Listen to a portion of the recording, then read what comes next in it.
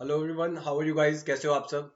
सो आज की इस वीडियो में हम बात करने वाले हैं। आज का जो लेक्चर बेसिकली होगा वो होगा पार्ट 3 ऑफ इंडियन कॉन्स्टिट्यूशन को लेके। थोड़ा डिले हो गया है लेक्चर में, इट्स ओनली बिकॉज थोड़ी सी तबीयत खराब है मेरी। और दूसरा कारण ये है कि कई लोगों के एग्जाम चल रहे हैं, इसलिए हम थोड़ा धीरे लेके चल रहे हैं लेक्चर्स को। और करंट अफेयर्स को भी इसीलिए थोड़ा सा धीरे लेके चल रहे हैं ताकि सब लोग साथ में कर सके। चलिए, आज हम बात करने वाले हैं फंडामेंटल राइट्स की।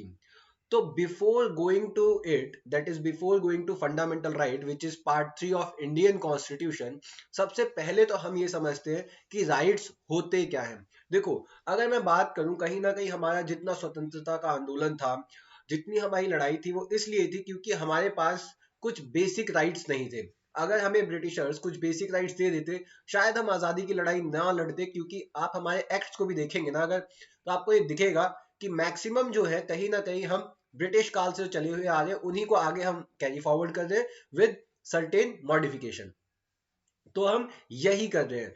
इसलिए राइट्स जो है ये इतने इंपॉर्टेंट है कि पूरा जो स्वतंत्रता का आंदोलन है, कहीं ना कहीं जो कॉन्सेप्ट ऑफ फंडामेंटल राइट है, इसने पूरा डिराइव कर दिया। So before going to fundamental rights, हम सबसे पहले देखते हैं कि राइट्स आखिर होते क्या है और कितने टाइप के होते हैं। तो देखिए, अगर मैं राइट्स की बात करूं, राइट्स राइट्स बेसिकली तीन टाइप के होते हैं। जो हमारे यहाँ पे राइट्स की बात होती है, तीन तरीके के राइट्स होते हैं। First is fundamental right,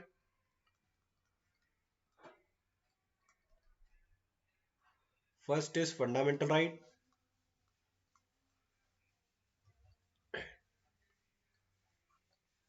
second one is constitutional right,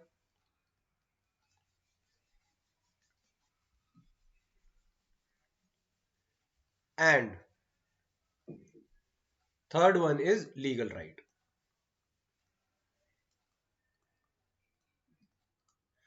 अब बात आती है कि इन तीनों में डिफरेंस क्या है। क्या डिफरेंस है फंडामेंटल राइट, कॉन्स्टिट्यूशनल राइट और लीगल राइट में? देखिए, अगर हम डिफरेंस की बात करते हैं, सो फंडामेंटल राइट कौन से राइट होते हैं? वो राइट जो पार्ट 3 ऑफ इंडियन कॉन्स्टिट्यूशन में एनश्राइंड है। हमारे जो कॉन्स्टिट्यूशन ऑफ इंडिया है उसके पार्ट 3 में जो राइट्स एनश्राइंड है, जो बेसिक राइट है, विच आर वेरी बेसिक, कि वो हर एक इंसान को मिलने ही मिलने चाहिए, वो होते हैं हमारे फंडामेंटल राइट। ठीक है, आप एग्जाम्पल के लिए ले लीजिए right to life. Right to life, जीने का अधिकार सबको है, आर्टिकल 21। क्या है ये? It's a fundamental rights. अब कॉन्स्टिट्यूशनल राइट, कॉन्स्टिट्यूशनल राइट्स कौन से राइट होते हैं? वो राइट्स जो हमारे है तो कॉन्स्टिट्यूशन में, but other then in part 3 of the constitution.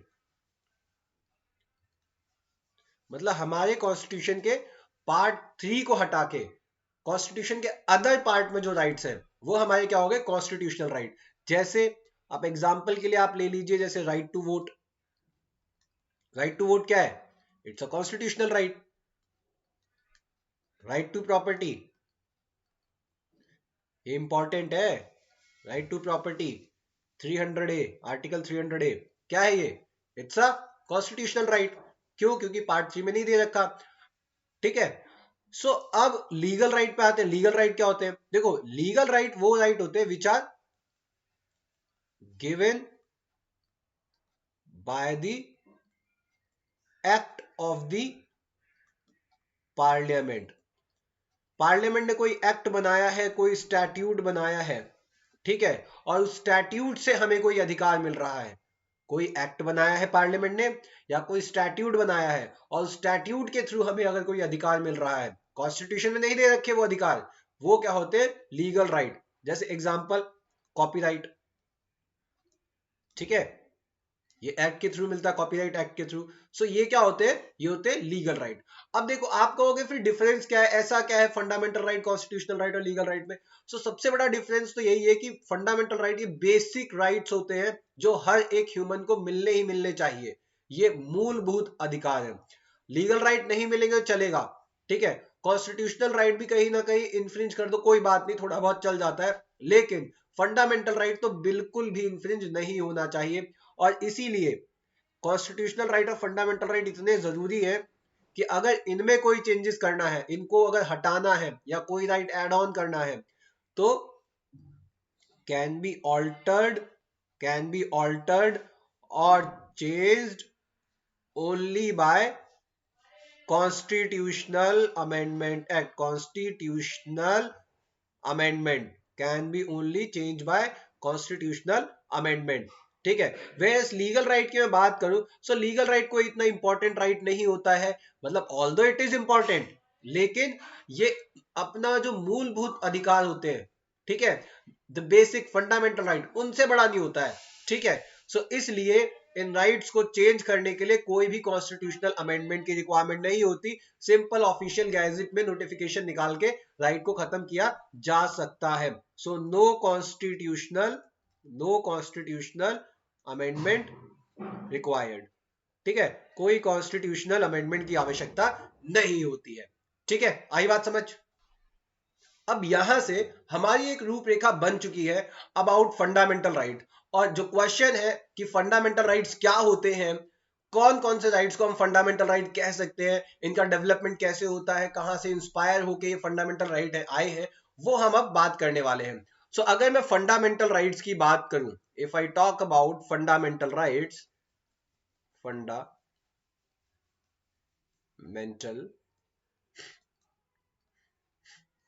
Rights, so part 3 of Indian Constitution talks about fundamental right. So part 3 of Indian Constitution fundamental right की बात करता है आर्टिकल 12 टू 35। Article 12 to 35। अब देखिए, अगर मैं फंडामेंटल राइट की बात करूं, सो फंडामेंटल राइट्स क्या होते हैं? They are basic rights. Basic rights. अब क्वेश्चन ये आएगा, क्या सारे ही फंडामेंटल राइट सबको मिलते हैं? मतलब क्या कोई सिटीजन होगा उसको भी सेम फंडामेंटल राइट मिलेंगे, और नॉन सिटीजन होगा उसको भी सेम फंडामेंटल राइट मिलेंगे? So although fundamental rights are some basic rights, लेकिन क्या है इसमें? लेकिन ये है कि कुछ ऐसे राइट्स होते हैं जो एक्सक्लूसिवली सिटीजन्स को ही मिलते हैं। कुछ ऐसे राइट्स होते हैं जो केवल एक्सक्लूसिवली किसको मिलते हैं? सिटीजन्स को ही मिलते हैं। ठीक है, जैसे कौन कौन से राइट्स हैं? आर्टिकल 16, आर्टिकल 15, आर्टिकल 16, 19, 29 और 30 के अंदर जो राइट्स हैं वो केवल और केवल सिटीजन को ही मिलते हैं।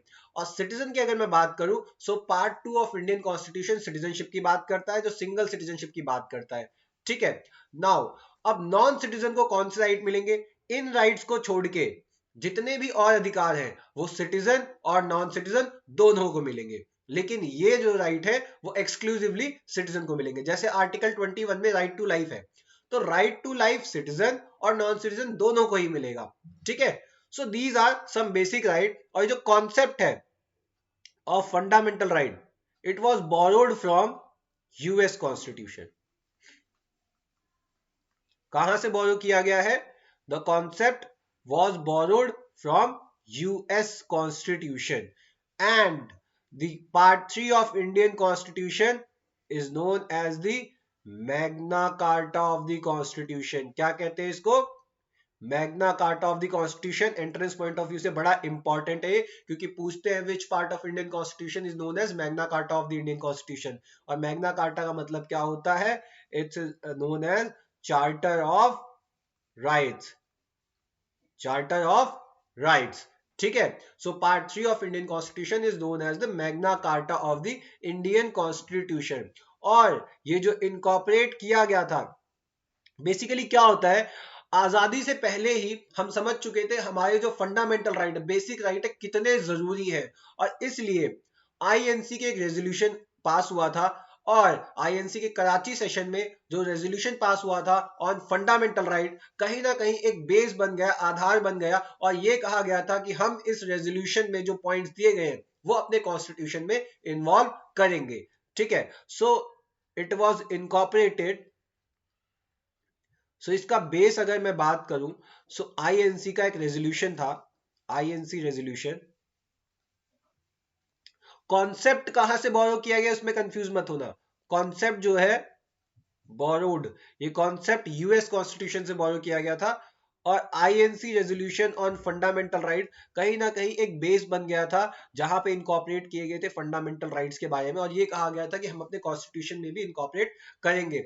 और ये आईएनसी का जो रेजोल्यूशन है ये कौन से सेशन में पास हुआ था? Karachi session.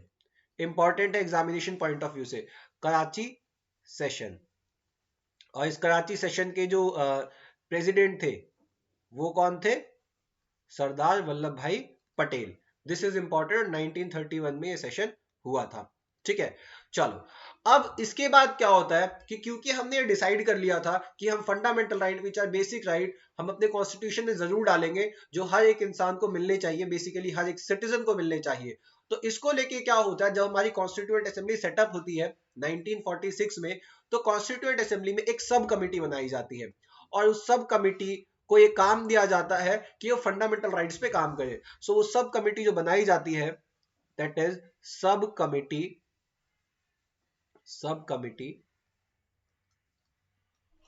On fundamental rights, ये 1946 में बनाई जाती है। और ये जो सब कमिटी है इसके चेयरमैन होते हैं जेबी कृपलानी। ये एग्जामिनेशन पॉइंट ऑफ व्यू से बड़ा इंपॉर्टेंट है, जेबी कृपलानी। और जेबी कृपलानी साहब इसमें इनकॉर्पोरेट करते हैं फंडामेंटल राइट्स को। और ये जो सब कमिटी होती है इट इज इन्फ्लुएंस्ड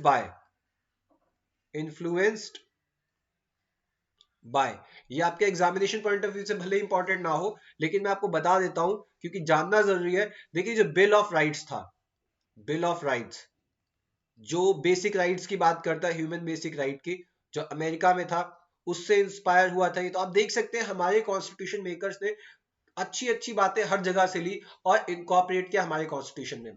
तो कहीं ना कहीं एक बहुत ही अच्छा कॉन्स्टिट्यूशन हमारा बना है, एक रिफाइंड कॉन्स्टिट्यूशन बना है।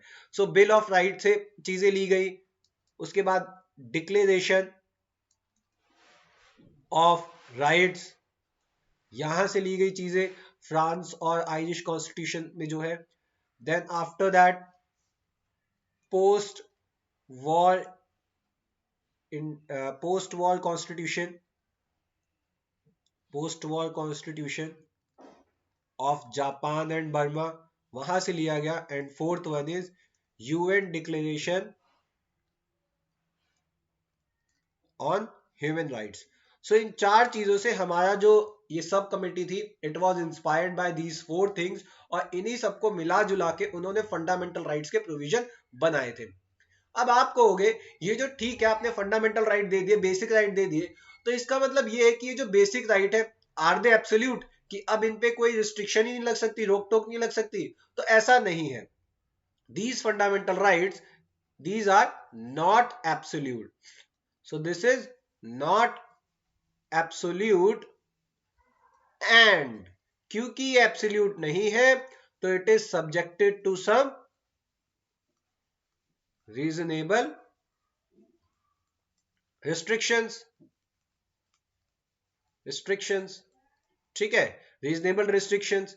और ये जो रीजनेबल रिस्ट्रिक्शंस हैं ये बेसिकली एक तो वॉर टाइम में लग सकते हैं, अगर एक्सटर्नल एग्रेशन से मतलब हमारा किसी से युद्ध हो गया तो उस समय एक्सटर्नल एग्रेशन लग सकते हैं। ठीक है, सो बेसिकली एक्सटर्नल एग्रेशन से आपका राइट खत्म हो सकता है। 358 आर्टिकल और 359 इसकी बात करते हैं जो हम इमरजेंसी में पढ़ेंगे। ठीक है, और दूसरी चीज जो अदर रिस्ट्रिक्शन है, अदर रिस्ट्रिक्शन मतलब हर एक आर्टिकल की अपनी और रिस्ट्रिक्शन, जैसे राइट टू स्पीक है, तो राइट टू स्पीक बिल्कुल आपका फंडामेंटल राइट है, लेकिन रीजनेबल रिस्ट्रिक्शन क्या है कि आप कुछ ऐसा नहीं बोलेंगे जो सामने वाले पर्सन की इमेज को खराब कर दे या उसको बुरा लगे। मतलब फैक्ट्स वाली चीज आप बोल सकते हैं लेकिन अनर्गल बात आप नहीं बोल सकते। ठीक है, सो ये चीज है अदर रिस्ट्रिक्शंस में। अब आपने कहा ठीक है एब्सोल्यूट नहीं होते, सारी चीजें ठीक है, लेकिन मान लो हमारा फंडामेंटल राइट वायलेट हो गया तो क्या हम कुछ कर सकते हैं? जी बिल्कुल कर सकते हैं। और कैसे कर सकते हैं? Because fundamental right are justifiable in nature. Justifiable का मतलब क्या होता है? जस्टिफाइएबल का मतलब होता है enforced through court of law.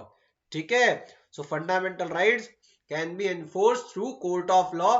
और आर्टिकल 32 जो हमारे फंडामेंटल राइट का पार्ट है वो बात करता है कि आप सीधा कहां जा सकते हो, सुप्रीम कोर्ट में। और अगर इसके अलावा कोई आर्टिकल की बात करूं, सो आर्टिकल 226 जो हमारे फंडामेंटल राइट का पार्ट नहीं है, कॉन्स्टिट्यूशनल राइट है, आप इसमें सीधा हाई कोर्ट में जा सकते हैं।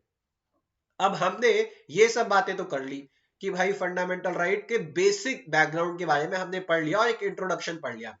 अब हमारे फंडामेंटल राइट्स हैं कौन कौन से, क्वेश्चन ये आ रहा होगा कि कौन कौन से राइट हमारे बेसिक राइट और फंडामेंटल राइट्स हैं। चलिए अब उस पे बात करते हैं। So let's talk about fundamental rights. So अगर हम फंडामेंटल राइट की बात करें, फंडामेंटल राइट्स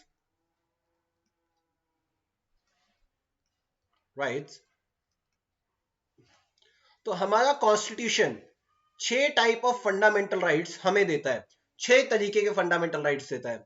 कौन कौन से? सबसे पहले अगर हम बात करें, सो हमारे पास क्या है? Right to equality. Right to equality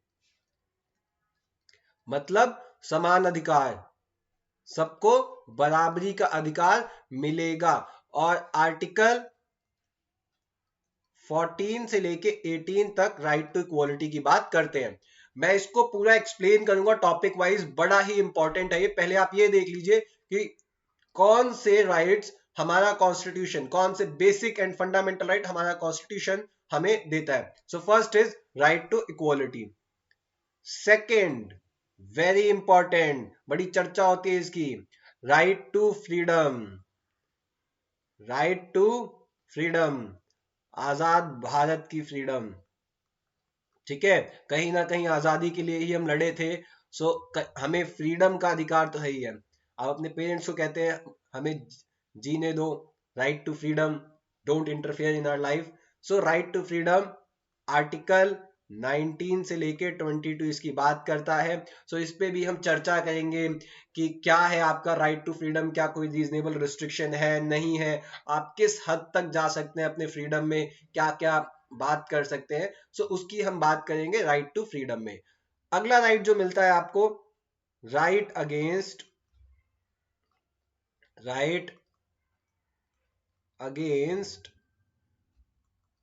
exploitation. ठीक है, कि आपका कोई एक्सप्लॉयटेशन नहीं कर सकता, और करता है तो आपका अधिकार है कि आप आवाज उठा सकते हैं। जैसे आपने देखा होगा अंग्रेजों के टाइम में फोर्स लेबर करवाई जाती थी, स्लेवरी करवाई जाती थी, तो अब क्या है, आपका अधिकार है कि आप ना करें। और ये बात होती है आर्टिकल 23, 24 में। इसको हम और अच्छे से करेंगे अभी। उसके बाद आता है आपका अगला जो राइट है, it is right to freedom of religion. इस पे बहुत क्वेश्चन आ सकते हैं, right to freedom of religion, क्योंकि आजकल बहुत चर्चा में भी है। सो फ्रीडम ऑफ रिलीजन की हम बात करते हैं, तो क्या फ्रीडम ऑफ रिलीजन में ये भी आता है कि हम किसी का कन्वर्ट करा सकें? सो ऐसे क्वेश्चंस भी कोर्ट में डील हुए हैं, एक रीसेंट केस लॉ भी है इससे रिलेटेड, इसलिए इस क्वेश्चन के आने के चांसेस बन सकते हैं। सो राइट टू फ्रीडम, आपको अपने रिलीजन को प्रैक्टिस प्रोफेस करने का अधिकार है, ये आपका बेसिक एंड फंडामेंटल राइट है, और आपको इससे कोई रोक नहीं सकता है। आर्टिकल 25 से लेके 28 तक। देन आता है कल्चरल एंड एजुकेशनल राइट। ठीक है, कल्चरल एंड एजुकेशनल राइट जो किसको मिलते हैं? माइनॉरिटीज को मिलते हैं, linguistic as well as religious minority. 29 और 30 की बात करते हैं।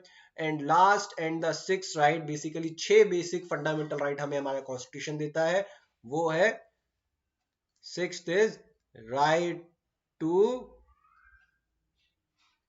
Constitutional remedy.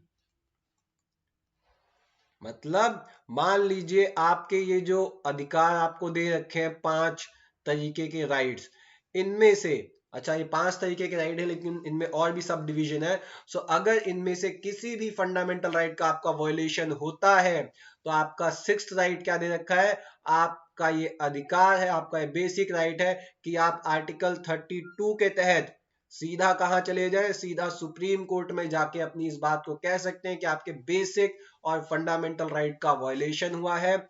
आप सीधा कहां जा सकते हैं, सुप्रीम कोर्ट में जा सकते हैं। और ये जो आपको रेमेडीज मिली है, ये आपको 5 रिट के फॉर्म में मिली है। 5 रिट्स के फॉर्म में रेमेडी मिली है कि आप इनमें से कोई भी रिट जो है एनफोर्स करा सकते हो। कॉन्सेप्ट ऑफ रिट हमने ब्रिटेन से बॉरो किया है, ये आप लिख लो, मैं आगे एक्सप्लेन करूंगा आपको कि रिट क्या होते हैं, कितने टाइप के होते हैं और हर एक रिट का मतलब क्या होता है। देखिए 5 तरीके के रिट होते हैं, ये भी आप लिख लीजिए। First is habeas corpus. Habeas corpus ये हम डिस्कस करेंगे, आप इसको लिख लीजिए ताकि आपको याद रहे। Second is mandamus. Mandamus. Third writ is certiorari. Certiorari. Certiorari. Then comes our writ prohibition.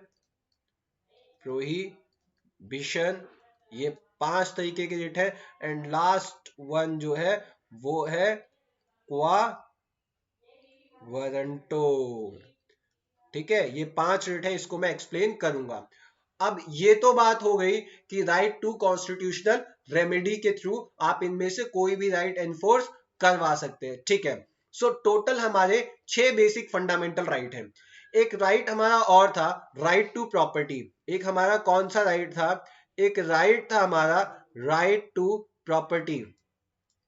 Right to property, ध्यान से सुनना, प्रॉपर्टी। अब इस राइट टू प्रॉपर्टी के साथ क्या होता है, राइट टू प्रॉपर्टी पहले हमारा बेसिक और फंडामेंटल राइट था, लेकिन by 44th constitutional amendment act, 44th constitutional amendment, ध्यान से 44 कॉन्स्टिट्यूशनल अमेंडमेंट एक्ट के थ्रू इसे क्या बना दिया गया, इसे बना दिया गया कॉन्स्टिट्यूशनल, कॉन्स्टिट्यूशनल राइट। मतलब क्या हुआ कि अब क्या है, ये फंडामेंटल राइट नहीं है और इसको कौन से आर्टिकल में डाल दिया, 300A ऑफ इंडियन कॉन्स्टिट्यूशन। मतलब पार्ट 3 से हटा के इसको अब 300A में डाल दिया, इसलिए अब ये कॉन्स्टिट्यूशनल राइट है, फंडामेंटल राइट नहीं है। इस चीज को ध्यान में रखना। अब देखो, आपने ये चीज देख ली कि भाई हमें, हमारे पास ये राइट्स हैं, ये बेसिक 6 राइट्स हैं, और इन 6 राइट्स में एक राइट ये दे रखा है कि अगर वायलेशन होता है हमारे फंडामेंटल राइट का तो हम सीधा आर्टिकल 32 में सुप्रीम कोर्ट में जा सकते हैं। 5 रिट हमें मिलती है, उसमें से कोई भी एनफोर्स करा सकते हैं। ठीक है, बात सही है, लेकिन हम ये एनफोर्स कराएंगे किसके अगेंस्ट, कौन हमारे इन फंडामेंटल राइट को वायलेट कर सकता है और किसके अगेंस्ट हम कराएंगे। क्या हम गवर्नमेंट के अगेंस्ट करेंगे या किसी इंडिविजुअल के अगेंस्ट करेंगे। क्या हम इंडिविजुअल के अगेंस्ट फंडामेंटल राइट एनफोर्स करवा भी सकते हैं, नहीं भी करवा सकते। ठीक है, और किसके अगेंस्ट हम करवा सकते हैं, कौन वायलेट करता है। तो देखिए, क्लेम आप किसके अगेंस्ट कर सकते हैं, क्लेम फॉर एनफोर्समेंट। ठीक है, आप इसको अगर हम बात करें, यहीं से ले लीजिए, claim for enforcement.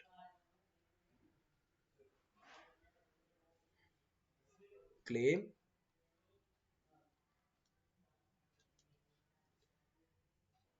and enforced against,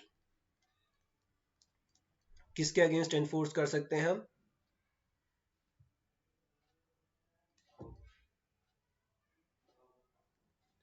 state. सबसे पहले तो स्टेट के अगेंस्ट, किसके अगेंस्ट एनफोर्स करते हैं हम। देखिए फंडामेंटल राइट जो बेसिक राइट है, जो किसके अगेंस्ट एनफोर्स होता है, ये होता है स्टेट के अगेंस्ट। आप स्टेट से अपने राइट्स को क्लेम कर सकते हैं कि आपकी फ्रीडम कर्टेल हुई, दैट मीन स्टेट, आप स्टेट के अगेंस्ट जाइए, इक्वालिटी स्टेट। ठीक है, सो फंडामेंटल राइट जो है हम स्टेट के अगेंस्ट डिमांड करते हैं, स्टेट से डिमांड करते हैं। तो इसका मतलब ये कि इंडिविजुअल हमारा फंडामेंटल राइट इन्फ्रिंज कर सकता है, बिल्कुल नहीं कर सकता।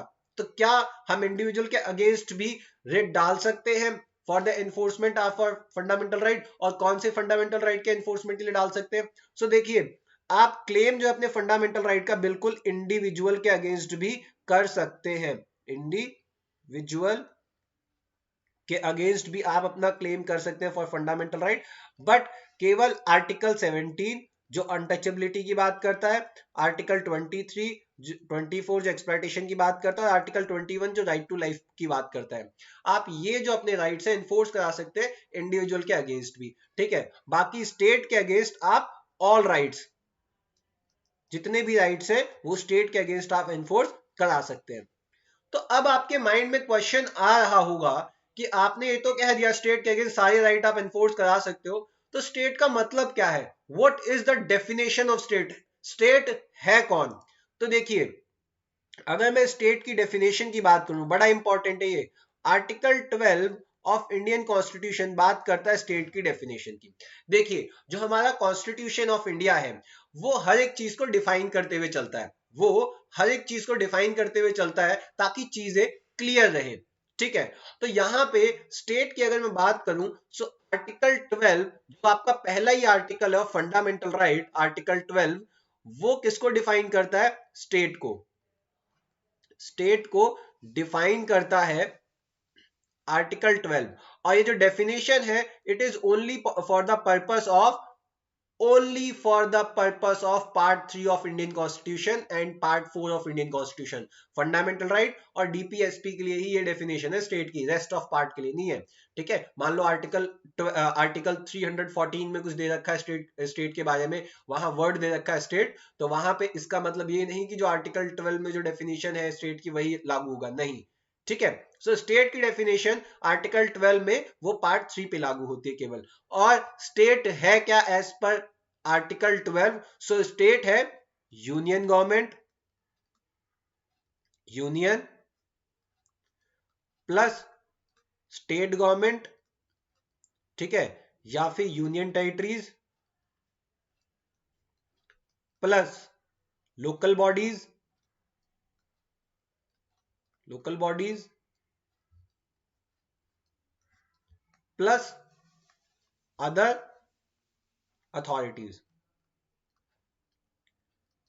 ठीक है, ये स्टेट बनती है। अब आप कहोगे यूनियन में क्या क्या इंक्लूड होता है, तो यूनियन में इंक्लूड होता है legislature and executive of union government, union government का लेजिस्लेचर और एग्जीक्यूटिव, लेजिस्लेचर क्या है, लोकसभा राज्यसभा, एग्जीक्यूटिव क्या है, प्राइम मिनिस्टर और बाकी ये सब लोग, ठीक है। जो एग्जीक्यूटिव है प्राइम मिनिस्टर, होम मिनिस्टर, उसके बाद आपके कलेक्टर्स, डीएम्स, सो ये सब यूनियन में इन्वॉल्व होते हैं। स्टेट में क्या क्या इन्वॉल्व होता है, स्टेट में होता है legislature and executive of state या फिर कोई भी यूनियन टेरिटरी, ठीक है, विधानसभा इन्वॉल्व होती है इसमें। लोकल बॉडीज में क्या इन्वॉल्व होता है, देखिए लोकल बॉडीज में इन्वॉल्व होता है पंचायत, ठीक है, और म्युनिसिपैलिटीज, ठीक है, म्युनिसिपैलिटीज इन्वॉल्व होती हैं, डिस्ट्रिक्ट काउंसिल्स इन्वॉल्व होते हैं, ये सब लोकल बॉडीज में। एंड अदर अथॉरिटीज में, अदर अथॉरिटीज की अगर हम बात करें तो इसमें क्या इन्वॉल्व होता है, कोई भी ऐसी एजेंसी जिसपे गवर्नमेंट का आधिपत्य है, कंट्रोल है, कोई भी ऐसी कंपनी या फिर कोई भी ऐसा फंक्शन जो गवर्नमेंट की कंपनीज को करना चाहिए क्योंकि वो पब्लिक इंपॉर्टेंस का फंक्शन है, ठीक है, लेकिन वो फंक्शन किसी और अथॉरिटी द्वारा किया जा रहा है, कोई भी पीएसयू हो गई, ठीक है, सो ये सब अदर अथॉरिटीज में आती है, एलआईसी हो गई, सेल हो गई, ओएनजीसी हो गई, ये सब क्या है अदर अथॉरिटीज में आती है और ये सब डेफिनेशन ऑफ स्टेट के अंदर आ जाती है, ठीक है, कंबाइंडली ये सब आ जाते हैं स्टेट की डेफिनेशन में। आई बात समझ, they all come under the definition of state, ठीक है। तो अब स्टेट तो हो गया, स्टेट की बात हो गई, स्टेट होता क्या है।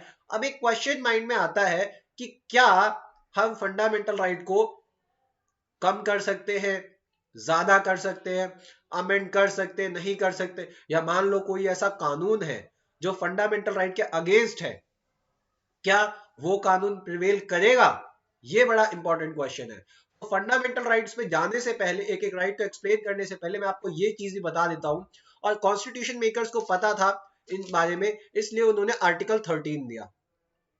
आर्टिकल 13 जो 12 के बाद ही आता है। आर्टिकल 13 में क्या बात की गई है? उसमें बात की गई है कि laws made inconsistent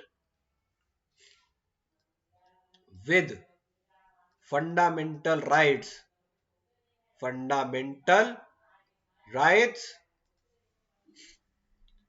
are void ipso facto, मतलब स्वतः जो भी लॉ बनाया गया है और वो फंडामेंटल राइट के अगेंस्ट है, जो बेसिक फंडामेंटल राइट है, तो वो लॉ अपने आप ही वॉइड हो जाएगा। मतलब आपने कोई कानून बना दिया, मतलब सरकार ने कोई कानून बना दिया कि भाई जो भी रोड पे चलेगा फुटपाथ पे उसको हम पकड़ लेंगे बिना मतलब के, तो इसमें क्या हुआ? फंडामेंटल राइट, आपकी राइट टू फ्रीडम के अगेंस्ट है, तो ये वॉइड होगा, तो कोई भी ऐसा लॉ नहीं बन सकता है।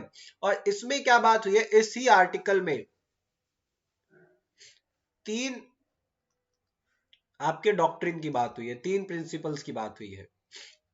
ठीक है, कौन सा? डॉक्ट्रिन ऑफ इक्लिप्स,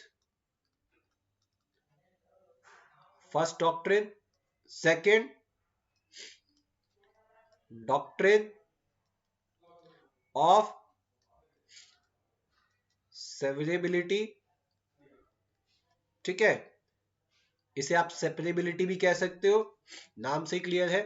और next is doctrine of waiver. ठीक है, अब ये तीनों डॉक्ट्रिन कहते क्या है?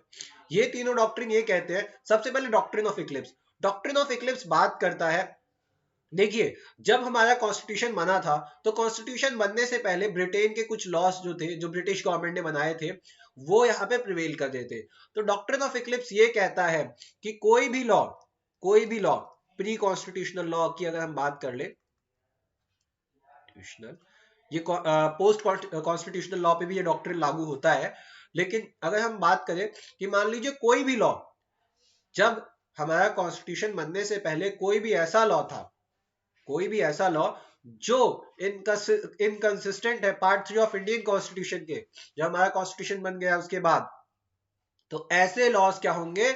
अपने आप ही डॉर्मैट हो जाएंगे। डॉर्मैट मतलब कि मान लीजिए कोई बीज है, बीज को आपने किसी थैली में रख लिया, तो वो अभी डॉर्मेंट स्थिति में है, जैसे ही आप उसको मिट्टी के टच में ले जाएंगे वो क्या उग जाएगा। सो वही चीज है कि आप अगर कोई ऐसा लॉ बना हुआ है, कोई अगर ऐसा लॉ है विच इज इनकंसिस्टेंट, जो हमारे पार्ट 3 ऑफ इंडियन कॉन्स्टिट्यूशन के इनकंसिस्टेंट है, तो ऐसा लॉ क्या होगा? ऐसा लॉ अपने आप ही डॉर्मेट कंडीशन में चला जाएगा। और हाँ, बाद में अगर उसे मॉडिफाई करके कंसिस्टेंट बना दिया जाए फंडामेंटल राइट के, तो वो लॉ क्या करेगा? प्रिवेल करेगा। ठीक है, मान लीजिए कोई आपने ये टॉय है और दूसरा टॉय इससे इतना बड़ा है, जस्ट फॉर एग्जांपल, तो जब आप इस टॉय को छाट के इसके बराबर कर दोगे, तो क्या हो गया? कंसिस्टेंट हो गया।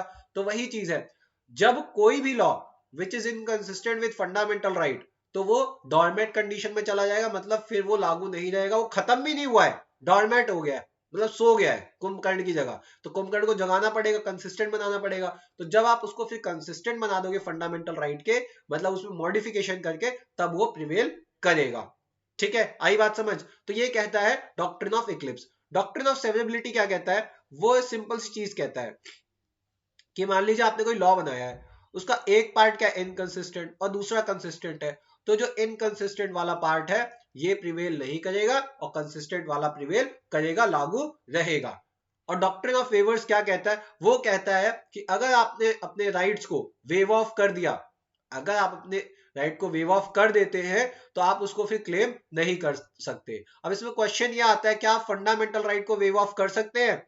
तो answer is no, fundamental right को वेव ऑफ नहीं कर सकते। क्यों नहीं कर सकते? क्योंकि कहीं ना कहीं ये राइट जो है आपको स्टेट के अगेंस्ट मिलता है। आप अपने लीगल राइट को वेव ऑफ कर सकते हैं। लीगल राइट जैसे, लीगल राइट की अगर हम बात करें, फॉर एग्जांपल कॉपीराइट है, आपने कहा भाई मैंने ये लेखनी लिखी है, ये मैंने लेख लिखा है या कोई कहानी बनाई है, कुछ भी किया है, मैं वेव ऑफ करता हूँ, कोई भी इसका यूज कर सकता है, तो यू कैन वेव ऑफ, ठीक है। लेकिन आप उसको दोबारा क्लेम नहीं कर सकते फिर वेव ऑफ करने के बाद, ठीक है। सो ये बात करता है डॉक्ट्रिन ऑफ वेवर्स। तो आर्टिकल 13 को जब हम एनालाइज करते हैं, तो इसको एनालाइज करने के बाद हमें दो तीन चीजें मिलती हैं। सबसे पहली चीज ये मिलती है कि आर्टिकल 13 जो है कहीं ना कहीं टीथ प्रोवाइड कर देता है हमारे पार्ट 3 को। क्या प्रोवाइड करता है? It provide teeth, provide teeth. कैसे टीथ प्रोवाइड करता है? क्योंकि ये कहता है कोई भी लॉ जो इनकंसिस्टेंट होगा फंडामेंटल राइट के, आप उसे अपने आप ही क्या कर सकते हैं? वॉइड, अपने आप ही वो वॉइड हो जाएगा, ठीक है। इसके साथ साथ कोई भी लॉ है अगर वो इनकंसिस्टेंट है फंडामेंटल राइट के, मतलब उसका जुडिशियल रिव्यू भी हो सकता है। So concept of judicial review, judicial review ये कहां से है? ये भी आर्टिकल 13 इसकी बात करता है। एंड थर्ड थिंग इज कि ये जो है आर्टिकल 13 जो कहता है कि कोई भी law which is inconsistent with fundamental right वो अपने आप ही वॉइड हो जाएगा। इससे क्या होगा, कहीं ना कहीं हमारे जो फंडामेंटल राइट है उसको ये जस्टिफाइबल भी बना देता है कि आप जो है कोर्ट ऑफ लॉ में जाके चैलेंज कर सकते हैं ऐसे लॉ को, और अगर आपका फंडामेंटल राइट वायलेट हो रहा है तो आप क्या कर सकते हैं? एनफोर्समेंट के लिए बात कर सकते हैं। So that was article 13। So article 12 और 13 इसके बारे में मैंने आपको बता दिया, जो कहीं ना कहीं हमारे आर्टिकल 12 टू 35 में इंट्रोडक्शन का काम करते हैं ऑफ पार्ट 3। तो अब हम अगले लेक्चर में बात करने वाले हैं अपने फंडामेंटल राइट की आर्टिकल 14 से। आर्टिकल 14 से लेके आर्टिकल 32 की हम बात करने वाले हैं, और 2 से 3 क्लासेस में आपका फंडामेंटल राइट खत्म हो जाएगा, ठीक है। So thank you so much for being with us.